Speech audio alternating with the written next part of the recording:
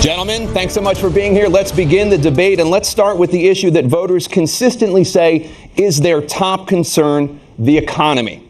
President Biden, inflation has slowed, but prices remain high. Since you took office, the price of essentials has increased. For example, a basket of groceries that cost $100 then now costs more than $120. And typical home prices have jumped more than 30%.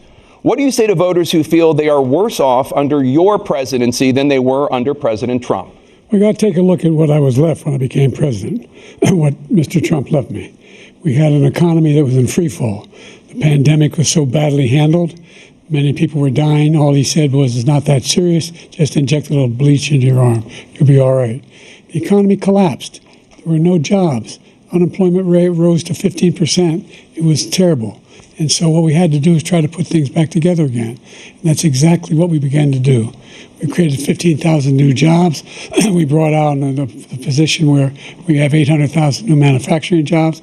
But there's more to be done. There's more to be done. Working class people are still in trouble. I come from Scranton, Pennsylvania. I come of a household where the kitchen table, if the things weren't able to be met during the month, it was a problem.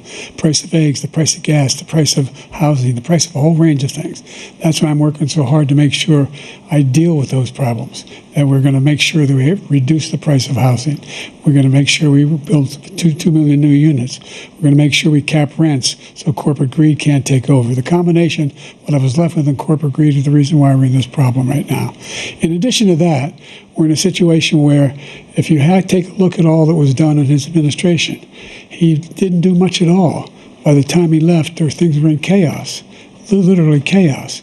And so we put things back together. We created, I said, those jobs. We make sure we had a situation where we brought down the price of prescription drugs, which is a major issue for many people, to $15 for an insulin shot as opposed to $400. No senior has to pay more than $200 for any drug, all the drugs they can include beginning next year.